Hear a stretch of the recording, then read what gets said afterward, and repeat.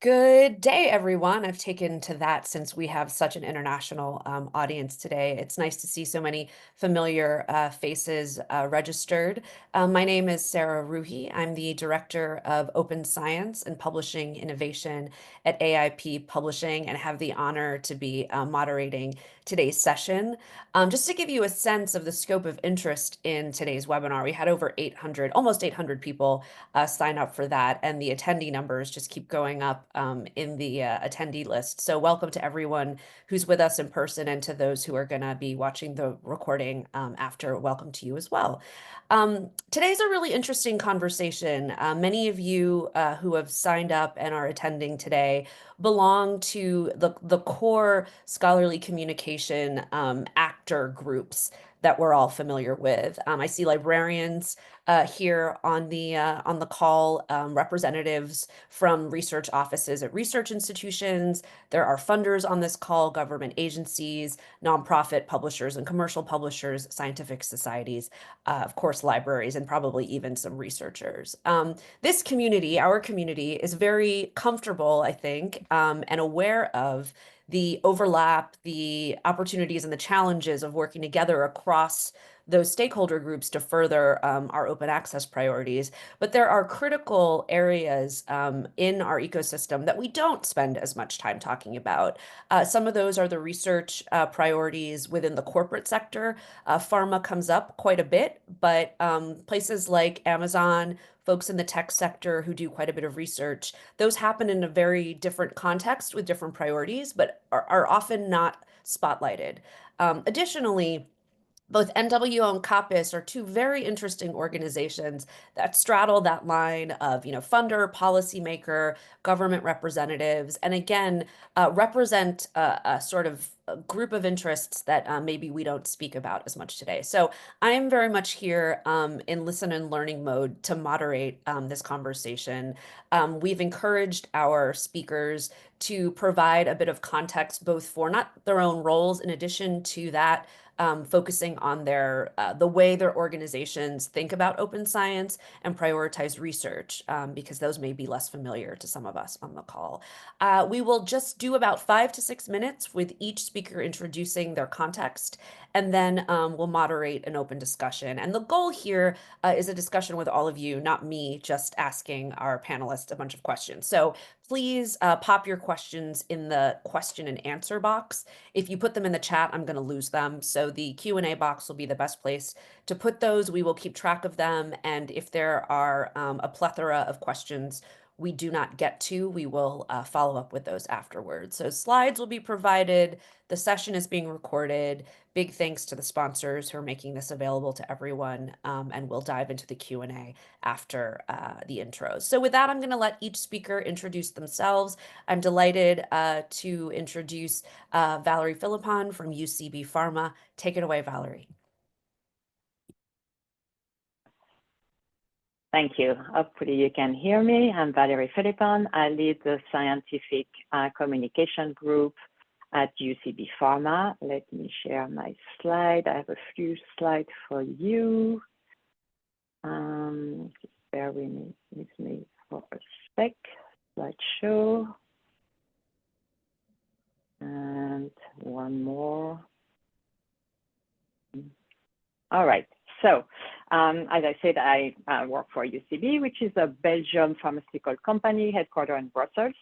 But I'm also representing Open Pharma here today. So Open Pharma, to which UCB belongs, it's a multi-company consortium of biotech and pharmaceutical companies facilitated by Oxford Pharmagenesis.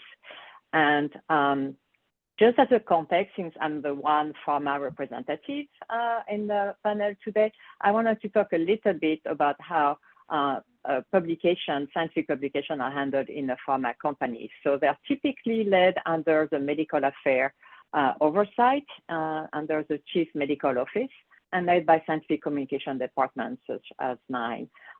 Typically, the publication lead are scientifically trained. More often than not, they hold a PhD in a scientific degree, and they're there to make sure the publication development follows the right process and get input from all the authors, internal company authors, as well as external, and assist in submission.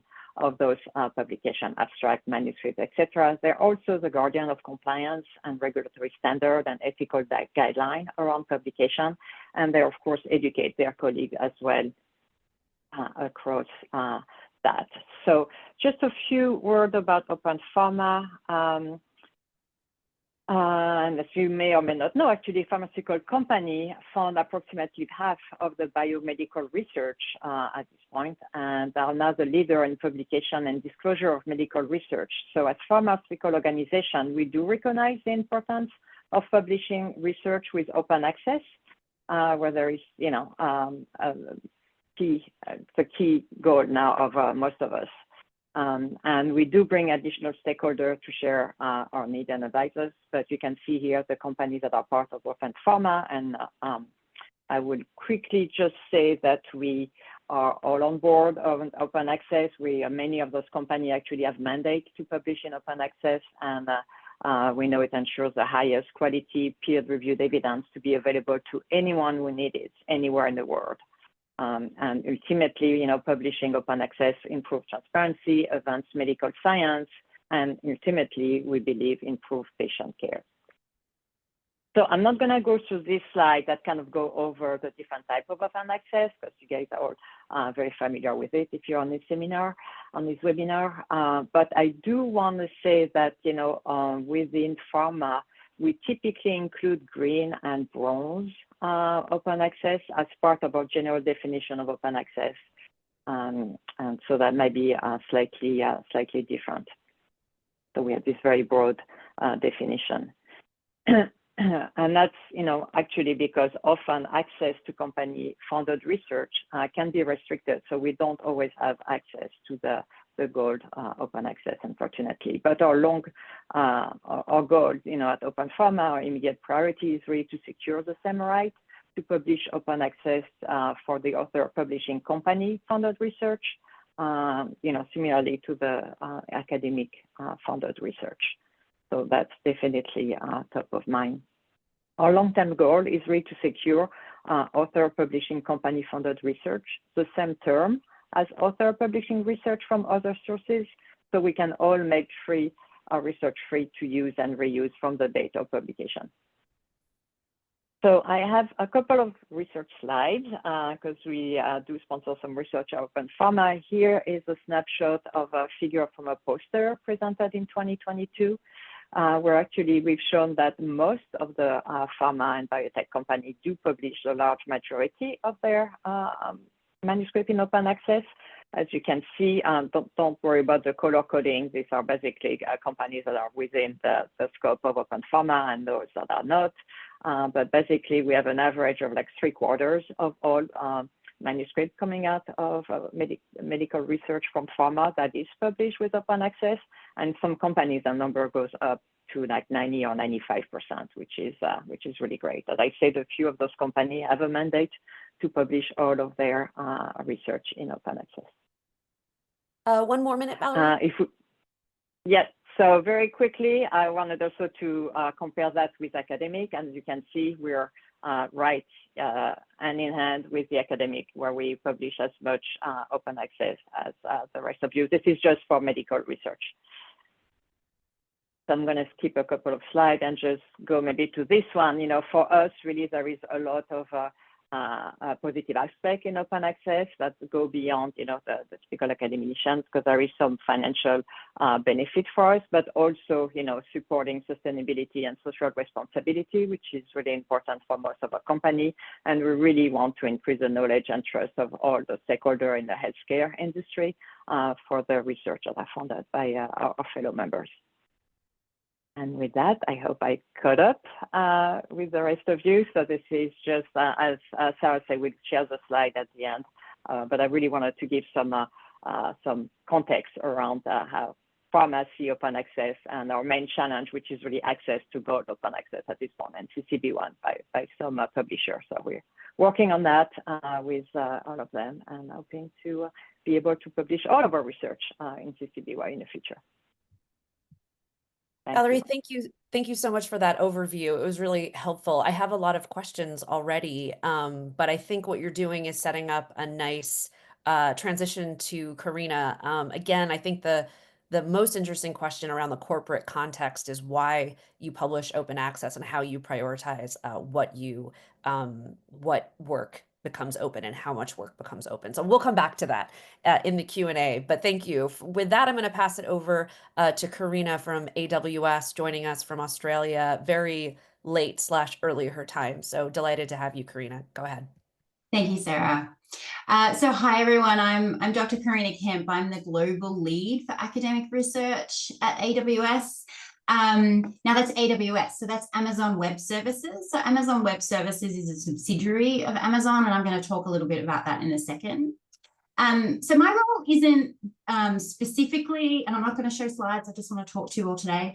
My role isn't specifically about doing research, but how we as an organization collaborate with researchers globally. So we do have some, we do some research at Amazon Web Services and at Amazon. We have an organization called Amazon Science that sponsors research and has academics. And in my role, I work with both those researchers, but also other researchers across academia, government labs, nonprofits around the globe. To give you some examples of some of the types of work we do and what we value, because we really want to, we see Amazon Web Services is providing cloud computing. It's providing a different type of access to computers that we've had now for over 10 years, but isn't traditionally the way computing is done on our desktop computers and things like that. So that is the challenge we're trying to do. We're trying to use the infrastructure to help researchers collaborate in an open way. So an example of that is the UK Natural History Museum data ecosystem, and they actually nominated me to speak today, and they're we're working collaboratively with them. We're the major sponsor on their project, where they're building a monitoring platform to make biodiversity data available and as open as they can. They have to be careful about some sensitive data, but as open as they can for the research community, for the general community and the general public to get access to biodiversity data. We do a lot of projects like that. When I finish speaking, I'm going to drop some links in the chat so that you can go in and you can look at some of the work that we do. But I really think it's important to tell you a little bit about me as well, because at AWS, we employ a lot of experts from different industries and across the globe so that we understand the people that we're working with and the people that we're collaborating with. So I'm actually an academic, or was an academic. I have a PhD in geophysics, and I've worked across academia, startups, government labs and research infrastructures for the last 25 years. I joined AWS about 3 years ago, and it was kind of a curious move because it was the first time I'd ever worked in industry. And I joined AWS because I was really passionate about how, and throughout my career, how we can use technology to advance science and research, and how we can do that in an open way, how we can share data, all that sort of stuff. And I really love then, in my role, translating the research needs to AWS and vice versa, get AWS and Amazon understand what is important to the research community. So who is AWS? Some people don't know who we are. So we're a subsidiary of Amazon, like I said before. We provide world-leading cloud technologies that help any organization. We democratize access, any organization, individual, to build solutions and transform industry, communities, and lives for the better. So we're a global infrastructure. We serve 245 countries and territories, around 114 availability zones across 13 regions. So that means that not all our servers are sitting in the United States. We're an American company, but we have data centers, secure data centers all around the world.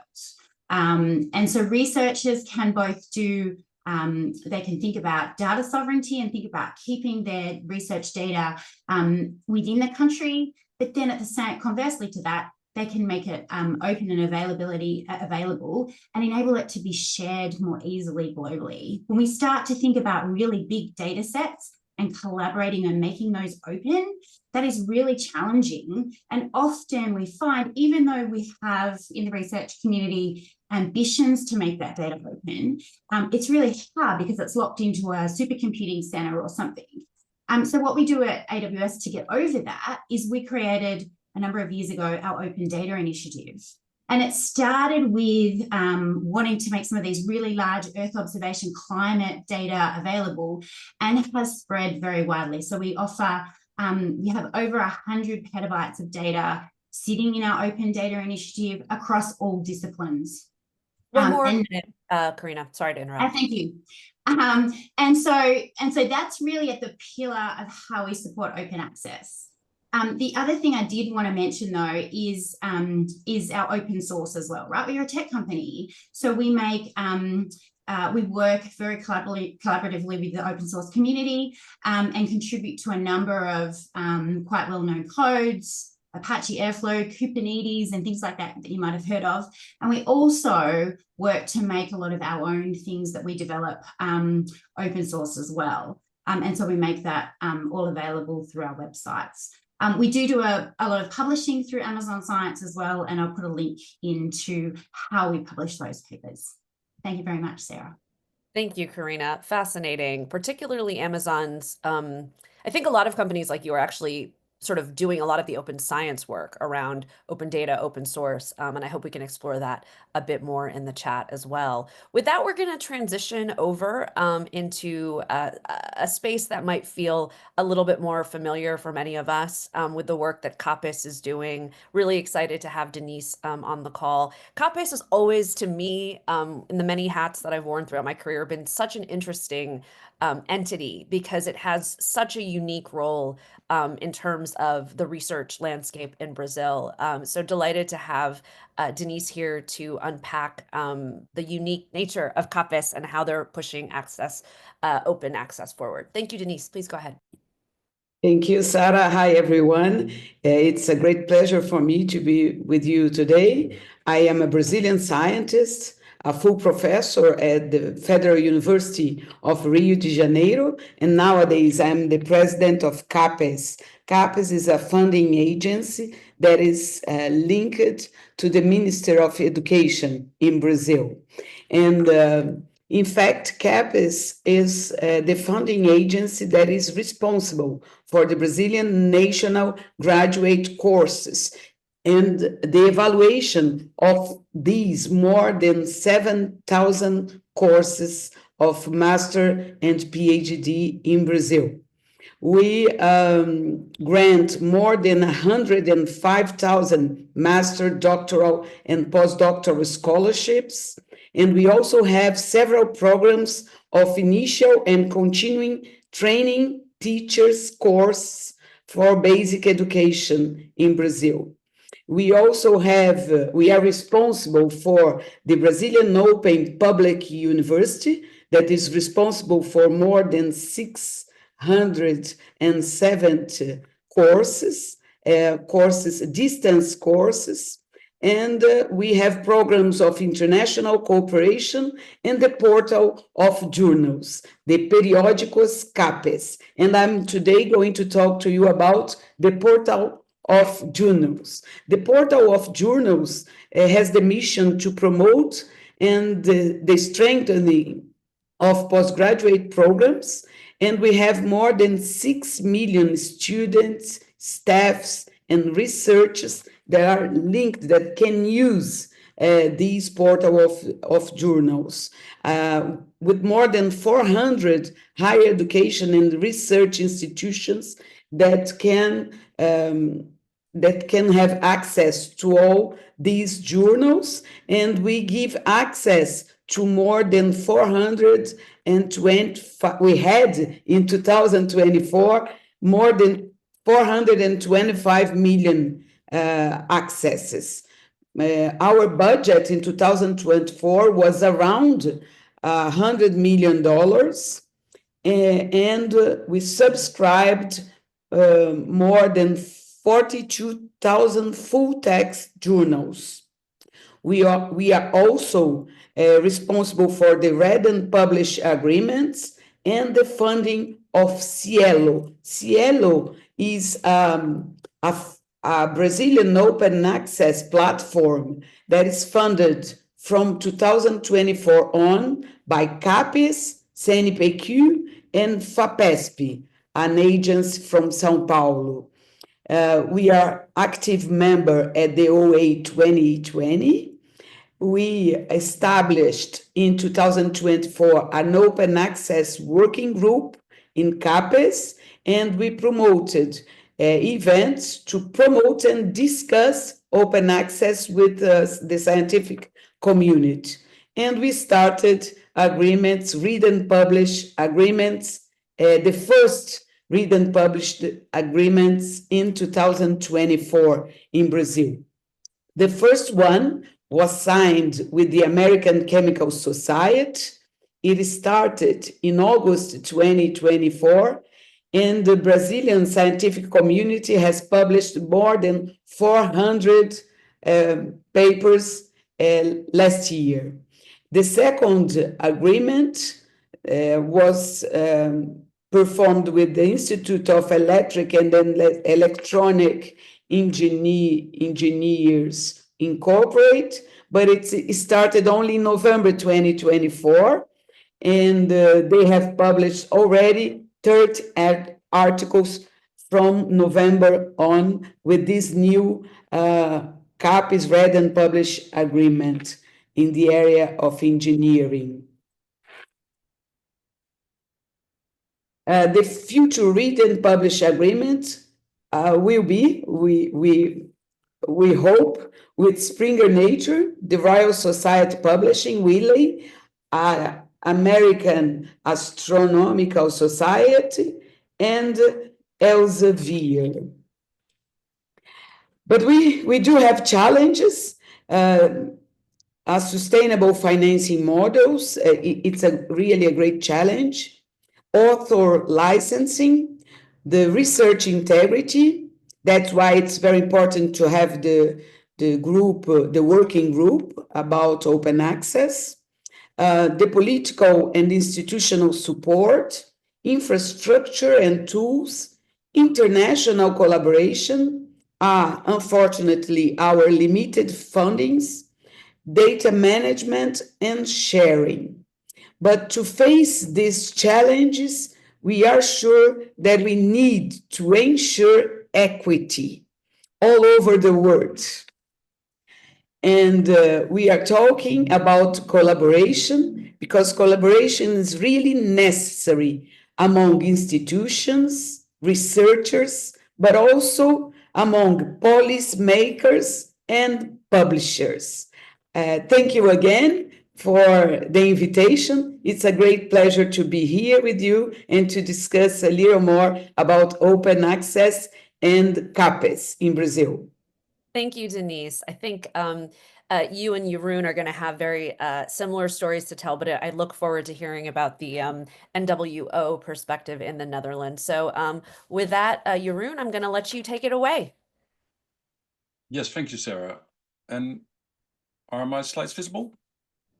They are visible. They look great. Yes, okay, thanks. So yeah, I take also the funder's perspective, and we'll briefly talk about the Dutch landscape, and especially so the Open Science NL initiative we have currently running in the Netherlands. So my name is Jeroen Sondervan. I'm program leader Open Scholarly Communication for the Open Science NL initiative, which is part of NWO, but I will explain that later on. So this is just to show you briefly where we come from. We were active, of course, in the Netherlands before 2013 in the realm of open access, but in 2013 was really the starting point when the government stated its ambition to go for the 100% open access. And then along the way, we broadened this vision to our national plan, Open Science, in 2017. Renewed the ambitions in 2022, which were heavily inspired by the UNESCO recommendations, and eventually that led to new extra investments coming from the Ministry of Education and Science directly, and that was the starting point for the Open Science NL initiative. So the mission is really to advance and accelerate open science in the Netherlands with the goal of making open science the norm. And this is being done through temporary funding. So it comes with extra funding, 10 million a year for the coming 10 years. And it's really complementary to what knowledge institutions are doing themselves, financially and policy-wise. So we are really hoping to advance open science, helping the knowledge institutions with their current efforts with the extra funding. As said, it's part of the Dutch Research Council, but we do this together in a covenant with 15 stakeholders and stakeholder groups, all universities of applied sciences, data repositories. A lot of stakeholders are involved in achieving this mission. So just briefly, the structure of the program, what we are doing is producing 2-year working programs, similar to what the European Commission is doing, you can say, based on the 4 pillars. So open scholarly communication, deliberately took this word and to broaden also the vision on open access. Fair data, open research software, citizen science, and societal engagement. And it's really about building capacity at the knowledge institutions to make it happen, and really strengthen existing infrastructures to support open access and open science practices. But it's also really about measuring impact and try to get to mechanisms to evaluate open science implementations and practices. And not to forget to really strengthen the communities to help them with their open science practices. This is just, I don't go into details about the specific programs, but this is just to show you the different activities. I put the things in bold which are relating to open access more specifically. And then, because we are talking about open access, just to focus on the current policies and investments in open access, which are being done by the universities and the university libraries mainly. So really about hybrid open access. The first read and publish deal was with Spring in 2015, and currently we have 22 deals in the ASAC registry. The so-called read and publish transformative deals. A lot of money is being spent on Gold OA, so APC-based open access, but a lot of money is going into the APCs, so-called APCs in the wild, through funder, university library budgets. But this is really increasing a lot in the last couple of years. And our Green OA, the depositing open access is reinforced, I should say, by our secondary publishing rights, so enshrined in our copyright law. And that has increased open access a lot, which you can see on the left side, just 2 figures coming from 2 universities in the Netherlands, so Twente on top and Delft the bottom.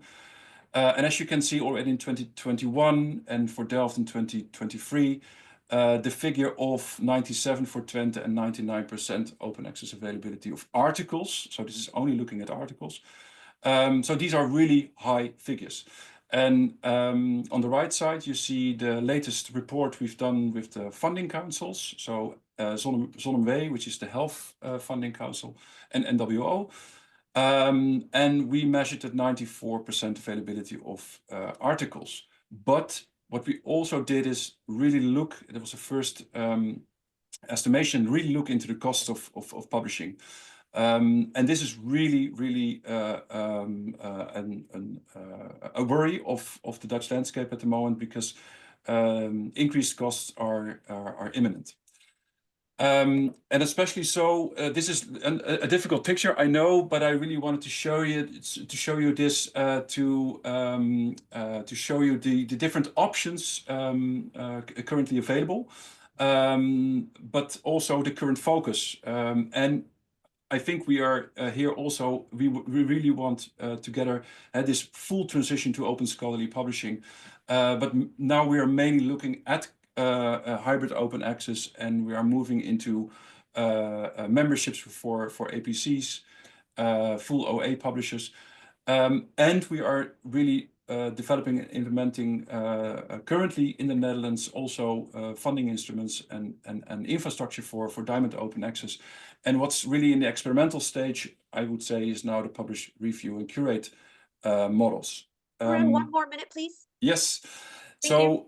This is just to show you, and what, at least for Open Science NL, we are not going to spend our extra, this Open Science NL funding on more APCs, but we are really looking at how can we enforce these more inclusive and equitable open access models in the long term.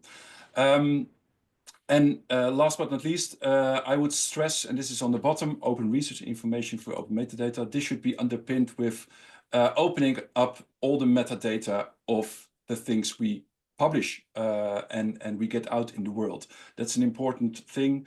And I think there's no excuse to not open that metadata at all. With that, I'm going to skip the last slide, but maybe some provocative questions. If you have any questions afterwards, after this webinar, please feel free to contact me also about these questions. Thank you.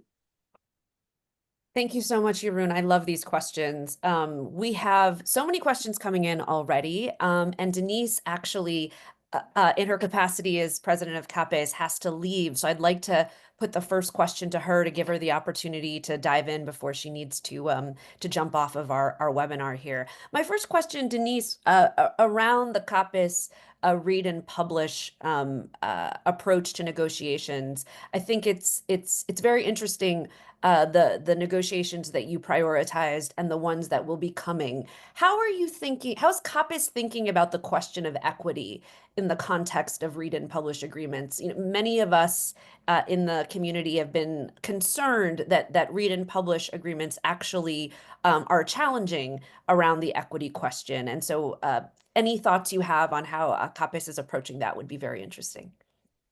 Thank you, Sarah, very much for this important question. As you know, the Brazilian scientific community is really asymmetrical inside our country.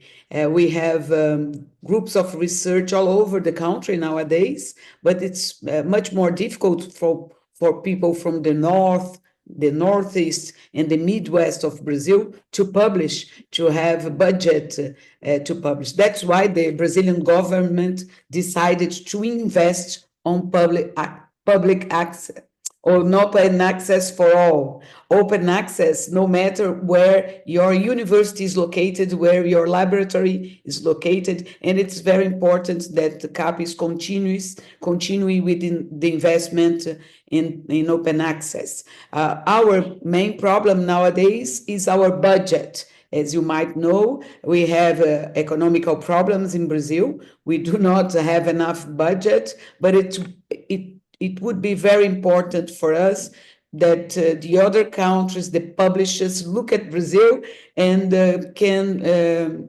decide with us agreements that will be very important for the publishers, but also for the Brazilian scientific community. And CAPES is open for this negotiation, and that's why we talk about equity. Equity not only inside our country, what is very important for the development of groups, for example, that work in the Amazonian region, but also outside our country. The publishers, the majority of them are outside Brazil, and we think it's very, very important to have open access for all our scientific community. I think this was your question, yes?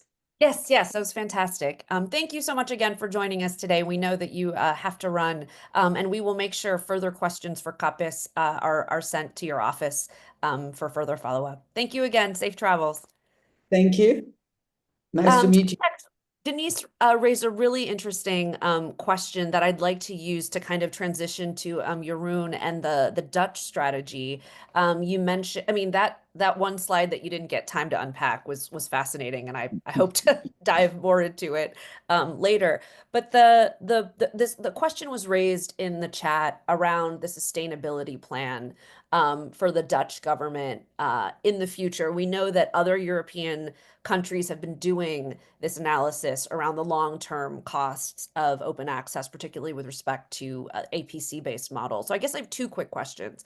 One is how is the open science priorities, especially in light of the current Dutch government, thinking about the sustainability question? And to what extent are the concerns around the agreements that you've negotiated so far, which tend to be the bigger publishers, they tend to be read and publish, how is that intersecting with your equity priorities? Yeah, so I get so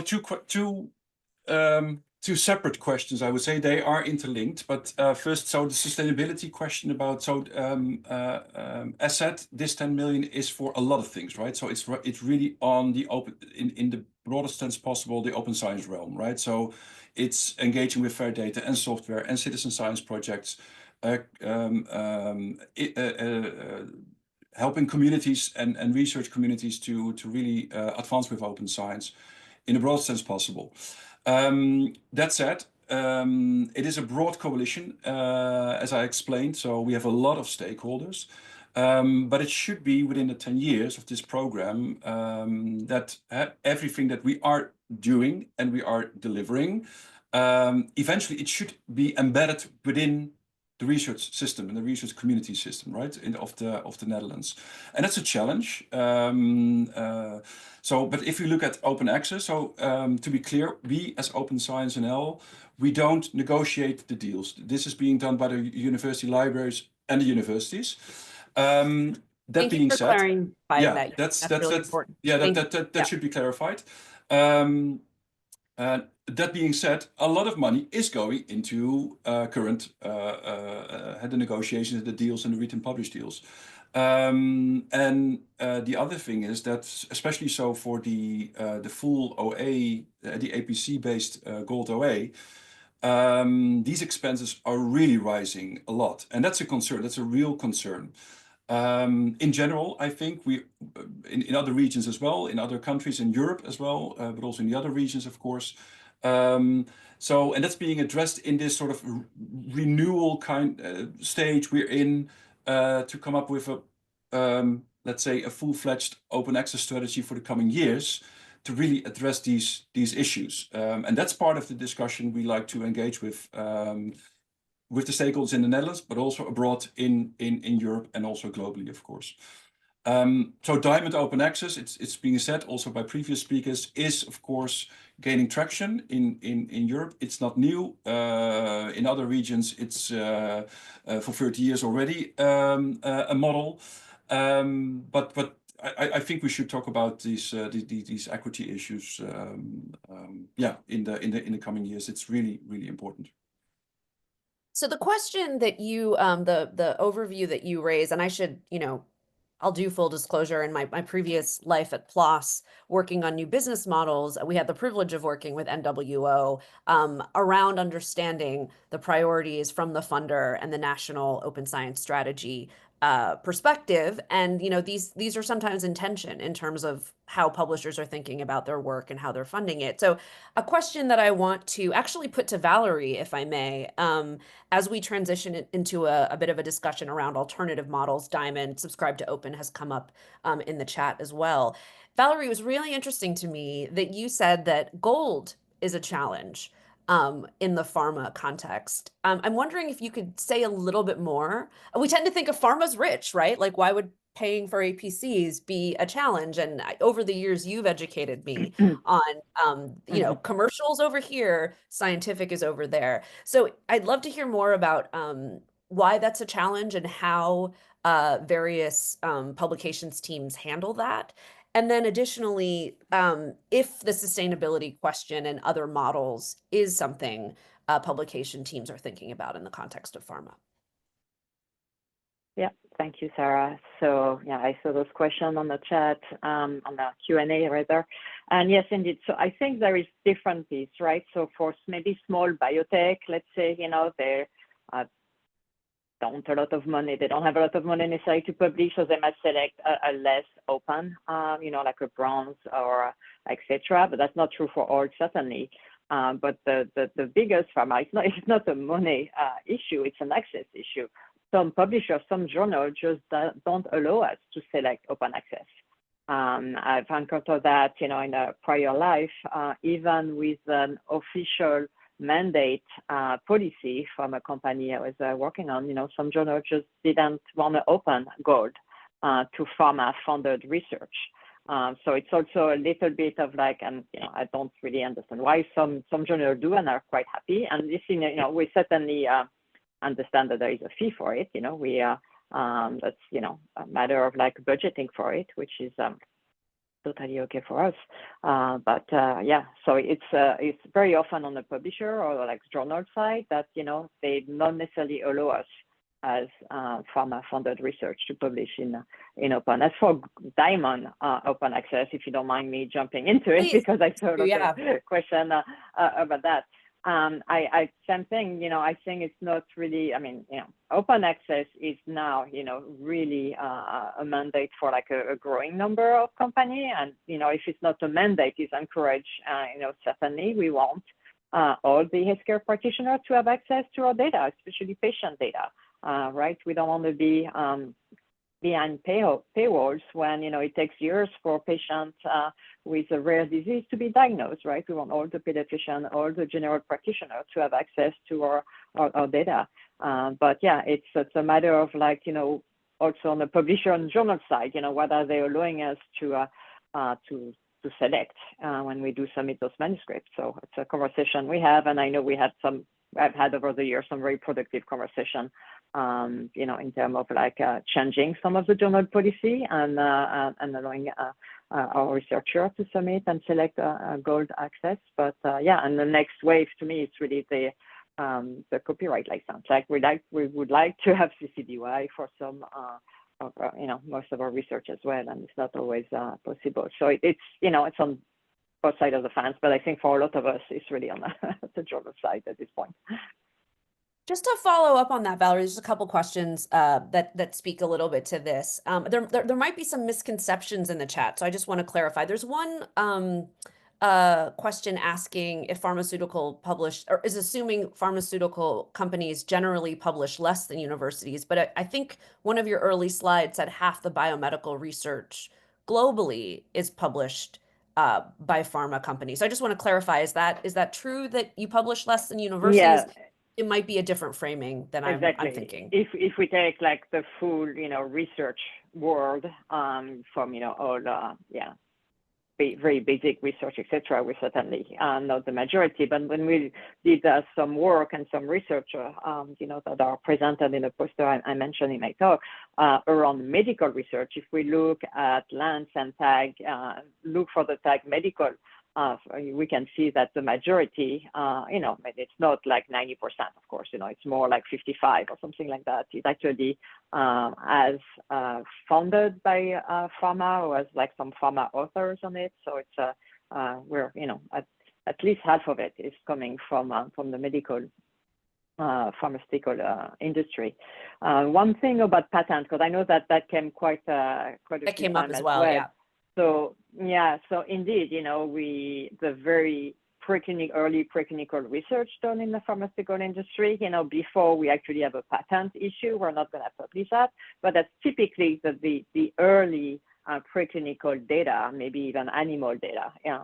But as far as patient data, all the companies have a transparency commitment to the patients that we serve as an industry and their providers. So every patient that is in a clinical trial will get, the result of the trial, but also all the company are posting the result on some site. That's, you will see if you search for like clinical trial transparency, see most companies have actually on their website their commitment to present the data, but and I'd go beyond just posting on clinicaltrial.gov. Let's say that's also for the publication. So most companies will have a commitment to publish clinical data within 12 to 18 months of the trial being completed. So we may, and at that time, we will publish the early clinical, preclinical data. So we might not publish it, as soon as we have the data for the preclinical research, but once the product or the asset is in clinical development, especially late stage clinical development, kind of all the publication will come out, and at that time. Thanks, Valerie. There's a kind of meta question coming up in the questions that I'll kick to Karina here. Someone has raised in the questions, the challenge of proprietary. There's a tension in the corporate context, right, between openness for the benefit of the company. Certainly, there are benefits to openness for the company. In the case of both of your organizations, benefits for your clients or customers, for your patients. How does AWS, Karina, think about that tension with the proprietary tension of certain things, our business intelligence, competitive intelligence, and we want to keep those things closed. How does in your experience of working with research teams and working for AWS, how are you thinking about that? Look, it's always a challenge with our legal department, convincing them. They're looking at the best interests as a company, and whether we're releasing any IP and things like that. But then there's this surge internally with people like myself and other scientists, where we need to collaborate. We want to collaborate with the community because a rising tide lifts all boats, right? So especially in some of this, when tech is changing so quickly, we need to be part of those conversations and part of those consortiums that are doing that. So, I guess some of the ways that we think about is, how can we enable some of our research collaborators to do the research and then be able to publish? So how do we enable them? So then it's not sort of Amazon doing the research directly, but us supporting researchers doing the research. And then and then encouraging them to be open, right? And so then we can get the benefits of the research and help them do the research. And it's sort of a way, I guess, getting around it is the wrong way, but how do we sort of make that scale happen? Because we do have that tension. Absolutely. Right. Valerie, I don't know if you want to speak to that. I think there's a little bit more, there are more rules perhaps in your context, but if you briefly want to speak to that, that would be great.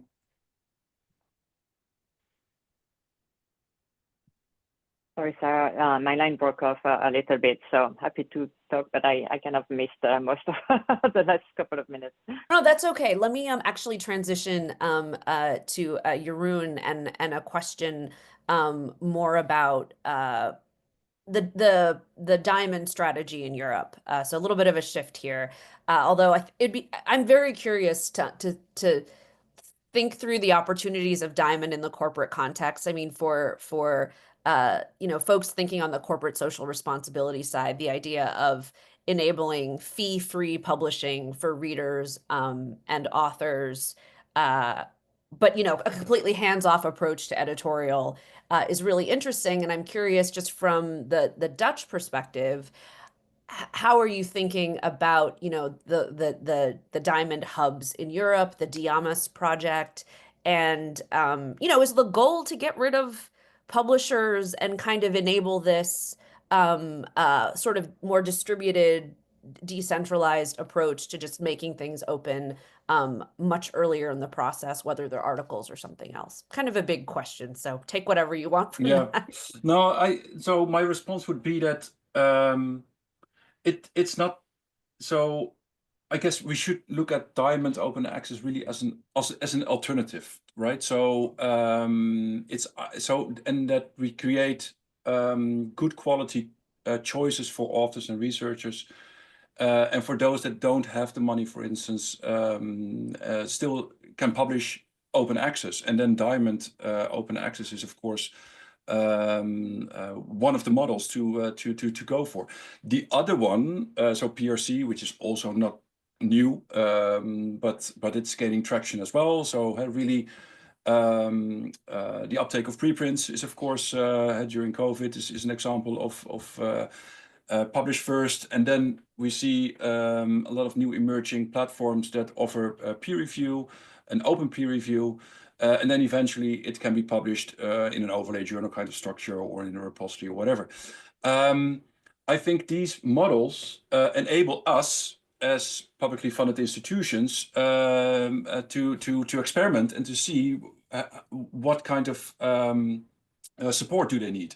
And I think it's also an obligation for instance, for funders to really support open infrastructure. There was a question on hack clocks and archiving, and so I think we need to be responsible to create alternative solutions to a problem, which is, let's be frank, the commercial aspect of publishing, right? And the increasing profits that are gained. Let's be frank about it. And that's something that is happening.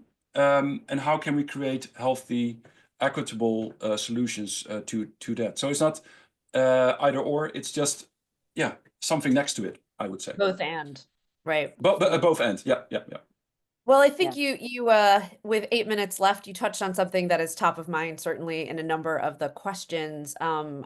Valerie, I don't remember hearing it that you said journal publishers are the problem, but I think what Teresa's getting at is ways around the traditional and perhaps the more commercial publishers. If you want to speak to the corporate context, and then Jeroen, if you want to speak to the sort of academic context, and then AWS maybe kind of sits outside this. So Karina, will come to you last on that. So yeah, Valerie, are journal publishers the problem here?